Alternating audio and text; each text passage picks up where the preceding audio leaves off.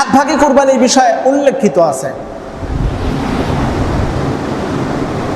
সাহাবায়ে কেরাম কয়েকটি জায়গায় উপস্থিত হয়ে বিশেষ কিছু পরিবেশের সম্মুখীন হয়ে তারা 7 জনে মিলে কোরবানি করেছে।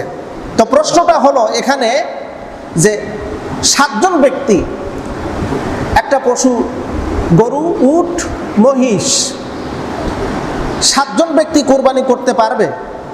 তবে এটা কি একই পরিবারের 7 জন নাকি 7 পরিবারের 7 জন?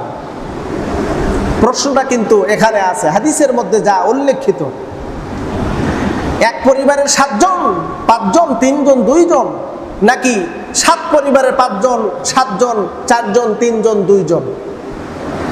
যদি প্রশ্নে এরকম করা হয়, জবাব আসবে একই পরিবারের 5 জন, 7 জন, 4 জন মিলে সাহাবায়ে কেরাম কোরবানি পশু জবাও করেছে।